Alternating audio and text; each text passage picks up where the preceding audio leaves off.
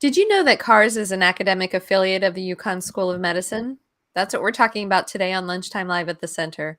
Dr. Dan Grow, who leads the Reproductive Endocrinology and Infertility Fellowship Program at UConn, it was a mouthful, and who also is a lead physician here at the center, is back today to talk about the Graduate Medical Education Program, including what it means and how it affects you. Dr. Grow, welcome back.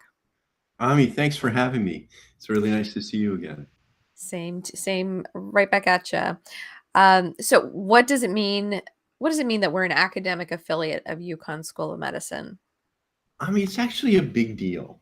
Mm, Okay, we are the Reproductive Endocrinology Division for our state university, the University of Connecticut, which has a really wonderful reputation. And we do all the testing around reproductive medicine, or much of the teaching around reproductive medicine for our medical school, which has 125 medical students a year, for our OBGYN residency program at UConn, which has about 10 residents a year, for the OBGYN residents at St. Francis Hospital, mm, which has 5 or 6 residents a year. In addition, we see fourth year medical students from all over Quinnipiac University, visitors from Dartmouth come do their OBGYN rotation with us. So we're constantly surrounded by learners yeah. who are challenging us, pushing us to do better, constantly asking us questions, and really, learning. We work with them on their research projects. We, partner with our other colleagues at UConn on their general OBGYN rotation. So we have a big part of educating, healthcare providers interested in women's health um, in Connecticut. So do all of the OBGYN residents rotate in? They do. They all Yeah. do. Okay. Every OBGYN resident at UConn, which really incorporates Hartford Hospital, the Hospital of Central Connecticut, um, and UConn Health Center, Hmm. in addition to St. Francis, all of those residents spend at least 1 month with us Oh, at wow. CARS. Okay. Um, and so a resident, meaning anyone who has completed medical school, correct? Can you just talk a little Correct. bit about the difference between medical student, resident, and fellow? Yeah. So it's a long journey. So to get to my chair right now, or of any of the CARS, there's 7 or 8 now CARS reproductive endocrinologists. So you have to complete, kindergarten, K through 12, 4 years of college, 4 years of medical school, 4 years of residency, and then 3 years of fellowship specifically in reproductive medicine. So you do the math, it adds up to almost 30 years of school Wow. to be able to do and supervise, fertility treatments and in vitro fertilization, um, et cetera. So we share with, the 15 or 16 residents in the, you know, greater greater Hartford area. Hmm. Um, Plus, we have our own reproductive endocrinology fellowship program. So every reproductive endocrinologist in the United States must complete a 3 year fellowship, um, and then pass their boards to, to practice reproductive medicine. And so there are only 42 accredited fellowship programs in the United States, Oh, and we wow. have one of them here at UConn So CARS. the term graduate medical education refers to all of the from the period of medical school to I fellowship. Is that believe graduate medical education, technically refers to anyone who's completed medical school. okay? And so, what types of people? Well, what types of GME people rotate into cars? So, w- when would someone when would a medical student versus an OBGYN versus a fellow be there? Yeah. So, the medical students, rotate through. We have a medical student here today. Her name is Maddie, and she's very nice. And she saw patients with me yesterday. And, she's here with us for 1 week to get a Okay. flavor of what reproductive medicine is. It's part of her, 6-week rotation in obstetrics and gynecology. Okay, so she's with us for a week, and we give her a flavor of what infertility is. She'll see some egg retrievals and maybe an embryo transfer and some of the magic in the lab. So, but that's a mini experience. Okay. Fourth year medical students typically have a 2-week experience with us, where they get into a little bit more depth and they do some educational modules. The residents at UConn are with us for 1 month in their second year of residency. Mm-hmm. Okay. And they're with us for, 4 or 5 weeks. Okay. And they get a little bit more in-depth experience. And so we, teach them about the menstrual cycle. We teach them about what a infertility evaluation is. They get to see patients with polycystic ovary syndrome and endometriosis and fibroids and male factor infertility. And we quiz them and we help them learn hysteroscopy and the tools that help us practice reproductive medicine. So they get a much more in-depth experience, but it's only 4 to 5 weeks. Once a resident finishes their 4 years of OBGYN, they know how to deliver babies, they know how to do hysterectomies, they know, how to do, treat most aspects of women's health after their 4 years of vigorous training. Some of them decide they want to do an extra 3 years to learn how to do IVF, how to do reproductive medicine as an expert. Okay. And so that's where we have one fellow a year doing that with us and learning that with us. Now, a big piece of that is advancing knowledge in reproductive medicine. Like, what is the next horizon? What is the future going to be? And so we support each of our fellows to do 18 months of basic science research in the lab Mm-hmm. on the UConn campus or at Jackson Lab, who's really a wonderful partner. And they do some really groundbreaking things, learning how we can make IVF more successful.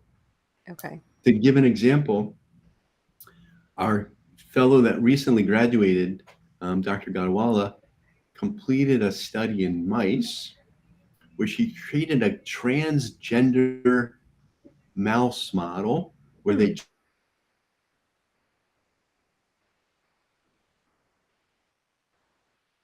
and then did IVF on the mice to see if the egg production was affected by testosterone, by puberty blockade, and to see if there was similar fertility. And in fact, puberty blockade and testosterone did not affect the ability of mice or the success rate of mouse IVF. Huh.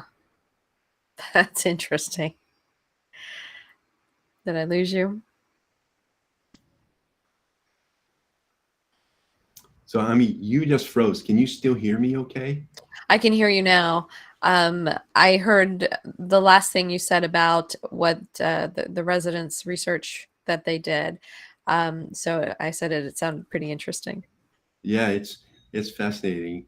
I can go on and on about this for a long time because all the fellows do very interesting projects and it really helps them to learn in depth, about an area within reproductive medicine. They have to know everything written about that topic in the literature, and they end up writing, multiple research papers in peer-reviewed journals.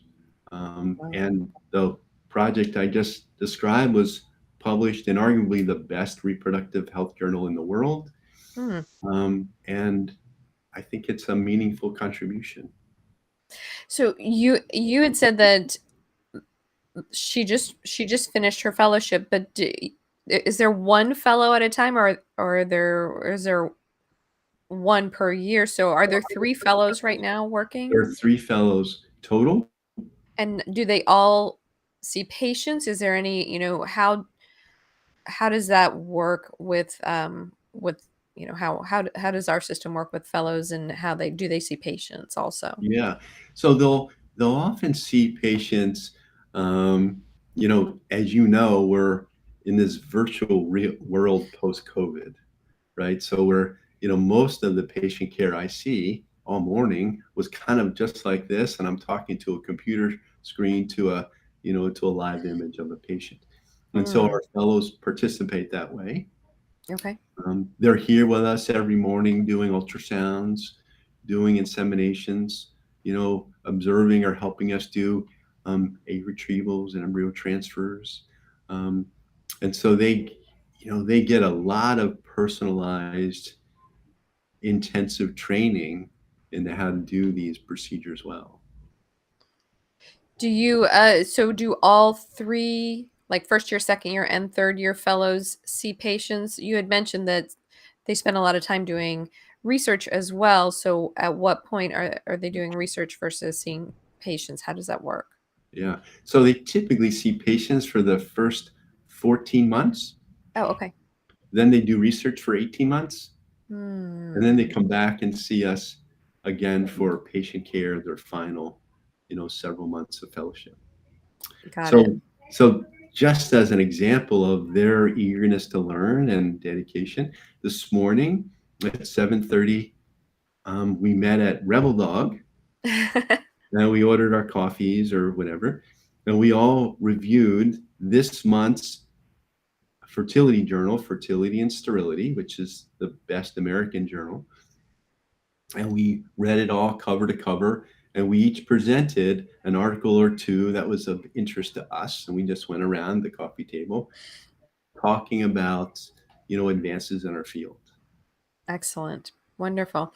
How do you think that this program, this graduate medical education program, and being an academic affiliate of UConn enhances patient care at CARS? Oh, well, I just give you an example. So last yesterday was Super Tuesday.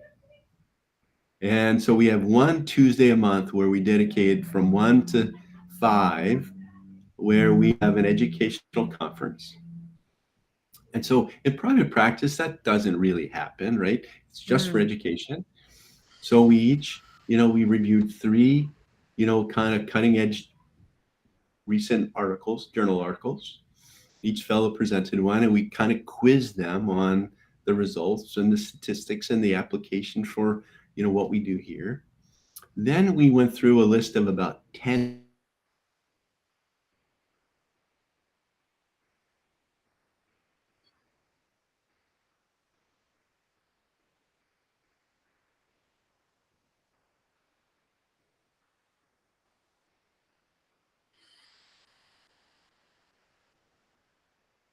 I think we froze. So, Presents it to the group, and the group quizzes her or him, and we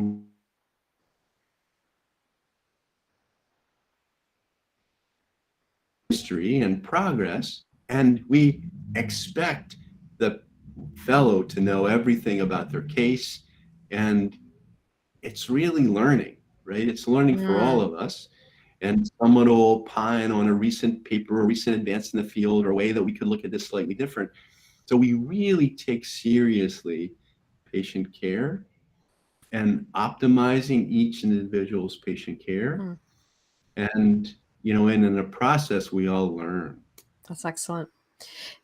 So and are you also doing lectures with these? Are you speaking and lecturing, or is this on hands-on and mostly like reviewing journals and such? Yeah. So there's probably about a dozen, you know, hour-long learning sessions per Okay. month. Some of them are lectures that we, prepare a slide set and go through the slides. Some of them are case review, where we dissect interesting cases and talk about interesting cases. Some of them are chapter review, where we lay out a curriculum for the fellows to cover a textbook every year or 18 months and go through chapter review, so we make sure we don't miss anything. We look at the publications of the American Society of Reproductive Medicine. They put out practice bulletins and committee opinions, so we have a number of those assigned each month. We met this morning over coffee and read this month's journal. So it's a pretty rich experience, frankly. Yeah, sounds that way. They rotate with, in addition to us, they rotate with the urologists. There are 2 urologists in the community who specialize in male fertility, and they're fellowship trained in male fertility. So they rotate with Dr. Honig and Dr. Harnish. They rotate with medical endocrinologists to learn osteoporosis, menopausal medicine. They rotate with pediatric endocrinologists to learn about disorders of puberty and causes and treatments for, primary amenorrhea and Turner syndrome and polycystic ovarian syndrome, etc. Pretty interesting. And They like you also said, rich rotate experience.